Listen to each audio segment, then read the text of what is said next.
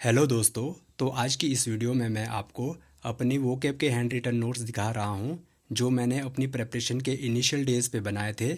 जब मैं अपने रीडिंग कॉम्प्रिहेंशन को इम्प्रूव करने के लिए रीड करता था तो उस समय जो वर्ड्स मुझे नहीं आते थे, जिन वर्ड्स का मुझे मीनिंग पता नहीं होता था, तो उनको मैं कुछ इस प्रकार से एक सेपरेट नोटबुक में नोट कर लेता था। तो आपको भी फ्रेंड्स कुछ इसी प्रकार से करना है। जब आप कुछ भी चीज़ रीड करते हो तो उसमें कुछ वर्ड्स ऐसे होते हैं जिनका वर्ड मीनिंग आपको पता नहीं होता, तो उनको कुछ आपने इसी प्रकार से नोट कर देना है अलग से नोटबुक में।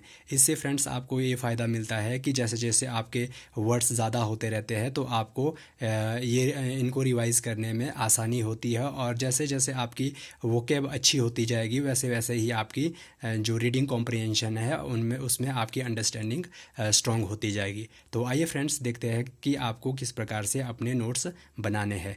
तो ये कुछ इस प्रकार से है। तो जो भी वर्ड्स मुझे नहीं आता था मैंने इस प्रकार से नोट करके रखा है। तो इनका मैंने साथ ही साथ हिंदी में मीनिंग लिखा है और साथ ही साथ मैंने इंग्लिश में भी मीनिंग लिखा है। तो मैंने बोथ लैंग्वेज में लिखा है, इंग्लिश और हिंदी। इससे ये फ़ायदा रहता है कि जब आप रिवाइज़ करते हो तो आपको वर्ड को अंडरस्टैंड करने में कोई दिक्कत नहीं आती। तो उसी प्रकार से जैसे आप होस्टेज देख सकते हो, नीचे सेकंड नंबर पे जो वर्ड लिखा है तो इसमें लिखा है a person who is caught and kept prisoner, बंधक या जामीन। तो इसी प्रकार से आपको भी अपने जो हैंड रिटन नोट्स है उनको तैयार करना है। तो ये मैंने कुछ इस प्रकार से किए हैं। तो ये नोटबुक मैंने अपनी इनिशियल डेज़ में बनाई थी। तो ये कुछ मैंने इसी प्रकार से इस नोटबुक में अपने जितने भी वोकैब मुझे जो नहीं आती थी उनको मैंने कुछ इस प्रकार से यहाँ पे नोट किया है। तो इसी प्रकार से मैंने इस नोटबुक को लिखा है। तो ये लगभग मैंने 68 पेजेस मैंने लिखे थे जो मैंने अपने रीडिंग कॉम्प्रिहेंशन को इम्प्रूव करते वक्त जो वोकेबलरी मुझे नहीं आती थी वो कुछ मैंने इस प्रकार से यहाँ पे लिखे हैं। तो ये टोटल 68 पेजेस है। तो आपने भी कुछ इसी प्रकार से करने हैं। जो जो वर्ड्स आपको नहीं आते, जो वर्ड्स ज़्यादा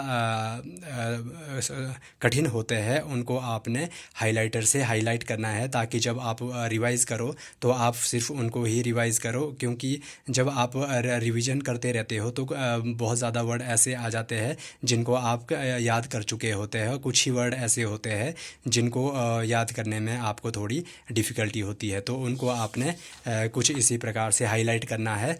तो जब आप दूसरी बार या तीसरी बार रिवाइज़ करते हो तो फिर आप केवल उन्हीं वर्ड को पढ़ पाओगे जो आपको याद नहीं रहते। तो कुछ आप फ्रेंड इसी प्रकार से अपने नोट्स बना सकते हो। तो ये मैंने कुछ अपने नोट्स इस प्रकार से बनाया है। तो देखिए, जैसे कि आप देख सकते हो यहाँ पे हैम्पर लिखा है। तो हैम्पर को मैंने यहाँ पे दो मीनिंग लिखे हैं। एक वर्ब की तरह इसका यूज़ किस प्रकार से होता है और नॉन की तरह इसका यूज़ किस प्रकार होता है। जैसे कि हैम्पर का जब हम वर्ब की तरह इस्तेमाल करते हैं तो इसका जो वर्ड मीनिंग होता है वो कुछ इस टू मेक समथिंग डिफ़िकल्ट, मतलब अवरुद्ध होना, रुकना या फिर रोड़ा अटकाना। तो मैंने साथ ही साथ एग्जाम्पल भी यहाँ पे लिखा है, the building work was hampered by bad weather. तो अगर हम हेम्पर को नाउन की तरह यूज़ करते हैं तो नाउन की तरह कुछ हम इसको इस प्रकार यूज़ करते हैं, a large basket with lid that is used for carrying food. तो कुछ आप इसी प्रकार से अपना जो नोटबुक है उसको तैयार कर सकते हो। तो ये मैंने कुछ नोटबुक इस प्रकार से बनाई है। तो मैंने ये पेज नंबर 1 यहाँ से इसको काउंट किया है। तो ये टोटल 68 पेजेस है और कुछ वोकैब मैंने यहाँ पे इससे पहले भी लिखी है। तो ये कुछ मैंने यहाँ पे लिखे है। इसमें मैंने सिनोनियम्स और एंटोनियम्स भी साथ ही साथ लिखे हैं और साथ ही साथ उनका यूज़ किस प्रकार से करते हैं वो भी यहाँ पे लिखा है। तो ये कुछ यहाँ पे है। और ये कुछ फ्रेंड्स ये भी जो वोकैब है यहाँ पे मैंने केवल अपना जो हिंदी मीनिंग है वही लिखा है। तो ये कुछ मैंने इस प्रकार से 360 वोकैब मैंने कुछ इस प्रकार से यहाँ पे लिखी है। तो आप यहाँ पे देख सकते हो। तो ये मैंने इस नोटबुक को काफ़ी लिखा है। तो आपको भी इसी प्रकार से मेहनत करनी है।